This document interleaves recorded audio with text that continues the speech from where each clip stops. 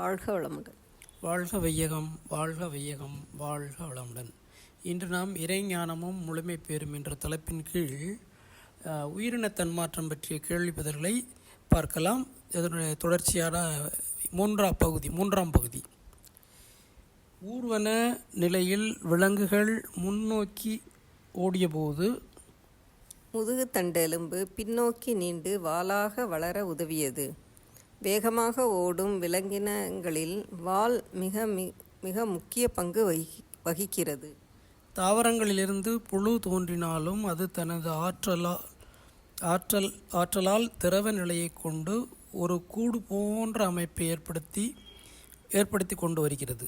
அந்த கூட்டுக்குள் இருக்கும் புழு வலுப்பெற்று பறக்கும் திறமையை அளிக்கும்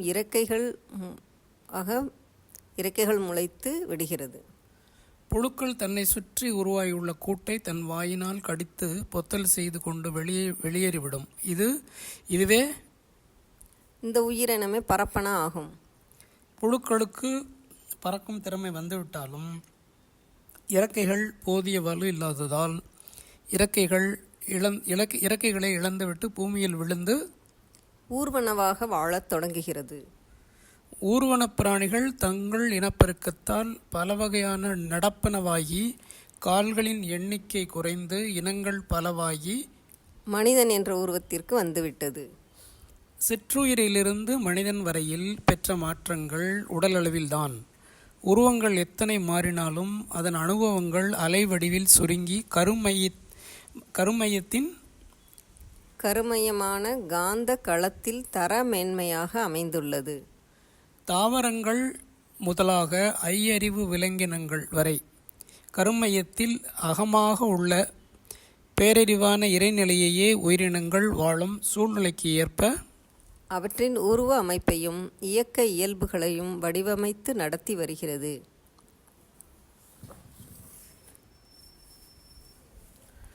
குளிர் பிரதேசங்களில் தாவரங்கள் குளிர்காலம் தொடங்கும் முன் இலைகளில் உள்ள பெரும் பகுதியின் சத்து பொருள்களையும் உணவுப் பொருள்களையும் கிளைகளிலும் தண்டுகளிலும் வேர்பகுதிகளுக்கும் அனுப்பி இலைகளை பழுக்க விட்டு உதிரை செய்து விடுகின்றன. கடுங்குளிரினால் கிளைகளும் தண்டுகளும் பாதிக்கப்படாமல் இருக்க மரைப்பட்டைகள் உதவுகின்றன. குளிர்காலம் நீங்கியதும் மீண்டும் துளிர்கள் தோன்றுகின்றன. பூக்கும் காலத்தில் அயல் மகரந்த சேர்க்கையை நிகழ்த்தி தர தேனீக்கள், பறவைகள் போன்ற பிற உயிரினங்களின் உதவி தேவை. அதற்கேற்ப மலர்களில் கவர்ந்து இழுக்கும் வண்ணங்கள், மணங்கள், தேன் ஆகியன அமைந்துள்ளன. பறவைகள், பிற விலங்குகள் இப்பழங்களை உண்டு வெவ்வேறு இடங்களில் அவ்வித்துக்கள் விழுந்து அந்த தாவரம் நிலை பெற உதவுகின்றன. விலங்கினங்களுக்கு உணவு கிடைக்கிறது. அந்த தாவர இனமே உலகில் நிலை பெற்றிருக்கிறது. சிந்தனை ஆற்றல் இல்லாத உயிரினங்களிடையே ஒன்றை சார்ந்து மற்றொன்று வாழும் வகையில் பிணைக்கப்பட்ட வாழ்க்கை முறையை இறைநிலையின் அறிவுமயமான செயல் என்று உணர முடிகிறது. ஒவ்வொரு உயிரினிடத்தும் அகமாக இருந்து கொண்டு அவற்றின் வாழ்க்கையை முறைப்படுத்தி நடத்தும் இறை ஆற்றலின் செயல் ஒழுங்கே பேரறிவு எனப்படுகிறது. பூச்சி இனங்கள் மூவறிவு உயிரினங்களாகும். எடுத்துக்காட்டுகள்: தேனீக்கள்.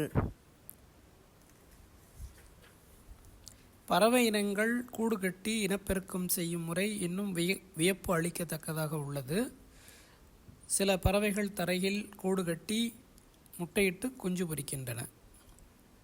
தூக்குநாங்குருவி இலை நார்களை கொண்டு நீர் புகாத வகையில் மிகவும் பாதுகாப்பான கூடுகளை கட்டுகிறது. வேறு சில பறவைகள் மரப்பொந்துகளில் கூடு அமைக்கின்றன. இன்னும் சில உயிரினங்கள் இரண்டு இலைகளை தைத்து இணைத்து அற்புதமாக கூடு கட்டுகின்றன. வாழுகின்ற சூழ்நிலைகளுக்கு ஏற்ப கூடு கட்டும் நுட்பத்தை தாய் பறவைகள் குஞ்சுகளுக்கு பருவம் வந்தவுடன் சொல்லிக் கொடுப்பது இல்லை. வனங்களில் வாழும் விலங்குகள் குட்டி ஈன்றதும் மடியை தேடி பாலூட்ட கற்றுத்தருவதில்லை. இவை யாவும் அவ்வுயிரினங்களின் அகமாக உள்ள இறையாற்றலின் பேரறிவின் திறமே ஆகும். உயிரினங்களில் ஓரறிவு முதல் ஐயறிவு வரை அவற்றின் அக அறிவாக இருந்து நடத்தும் இரையாற்றலின் திறத்தை எண்ணி வியப்படையலாம்.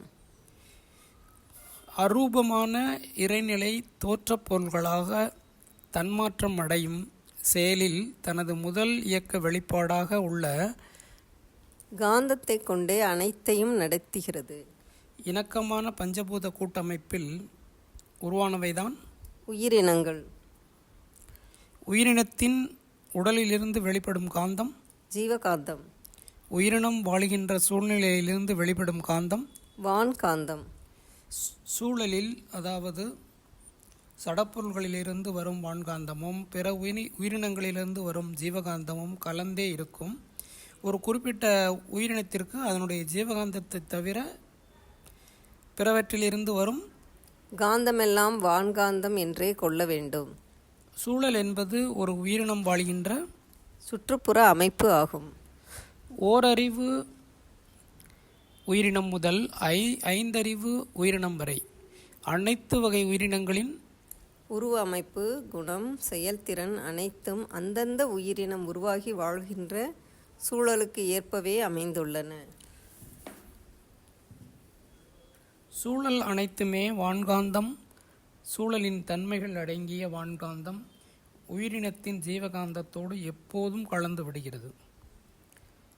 உயிரினத்தின் கருமையும் வான்காந்தத்தை தன் ஜீவகாந்த கலத்தோடு கலந்து அந்த உயிரினம் வாழ்வதற்கு ஏற்ற உடலமைப்பு, தோற்றம், குணம், இயக்க இயல்புகள் உருவாக்கி ஜீவகாந்த அலைகளினால் சீரமைத்து ரசாயனங்களாக மாற்றம் அளிக்கிறது. இதுவே தக அமைவு, அதாவது அடாப்டேஷன் என்று விஞ்ஞானிகள் கூறுகின்றனர். இறைநிலையின் அறிவுமயமான தக அமைவு என்ற வியப்பிற்குரிய செயலே வான்காந்த ஜீவகாந்த இணை செயல் என்று போற்றப்படுகிறது. உதாரணங்கள் பாலைவனங்களில் வாழும் தாவரங்கள் நீரை தண்டில் சேமிக்கின்றன. பிற தாவர உண்ணியிடம் இருந்து பாதுகாத்து கொள்ள இலைகளையே முட்களாக மாற்றிக்கொள்கிறது. மேலும் ஒரு உதாரணம், நிலப்பரப்பின் மீது கூடு கட்டி முட்டையிடும் பறவைகளின் சிறகுகள் மண்ணின் நிறத்தை ஒட்டியே உள்ளன. முட்டைகளும் பழுப்பு நிறத்தில் புள்ளிகளுடன் உள்ளது.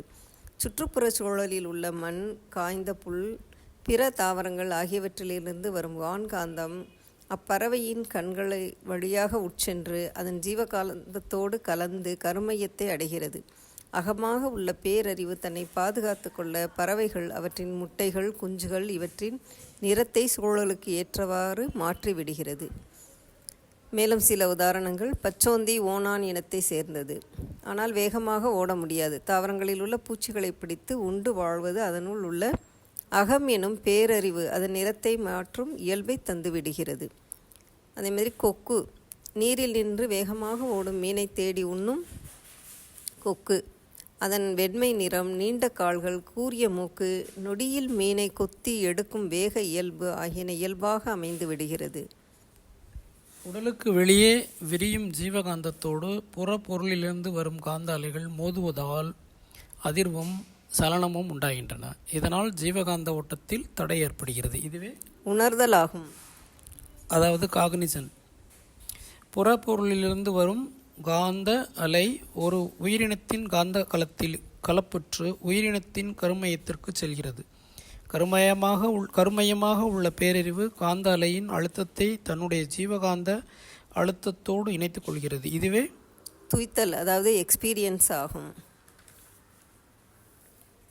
தன்னுடைய தன்மைகளை அடிப்படையாக வைத்துக்கொண்டு நேற்று பார்த்ததற்கும் இன்று பார்த்ததற்கும் உள்ள வேறுபாட்டை அல்லது இரண்டு பொருள்களை கொண்டு ஒன்றுக்கொன்று உள்ள வேறுபாட்டை தெரிந்து கொள்வதுதான் பிரித்துணர்தல், அதாவது டிஸ்கிரிமினேஷன். எடுத்துக்காட்டு, மாம்பழம், பைனாப்பிள், இந்த மாதிரி பழங்களை போன்றவற்றின் இனிப்பின் தன்மைகள் வெவ்வேறு என்பதை பிரித்து உணர்வோம் அல்லவா, அதுவே பிரித்து உணர்தல் ஆகும். சாதாரணமாக உணர்தல் என்ற நிலையில் பொருளறிதல், அனுபவம் பெறுதல், பிரித்துணர்தல் என்ற 3 தன்மைகளை உணர்ந்து கொள்ளலாம். அமைப்பு, துல்லியம், இயக்க ஒழுங்கு என்பது சடப்பொருள்களின் தன்மைகளாகும். அதனுடன் உணர்தல், துய்த்தல், பிரித்துணர்தல் என்ற 3 உயிரினத் தன்மைகளும் சேர்ந்து 6 தன்மைகளை உடையதே உயிரினம் ஆகும். வாழ்க வளமுடன். வாழ்க வளமுடன். நன்றி. மீண்டும் அடுத்த பதிவில் சந்திக்கலாம்.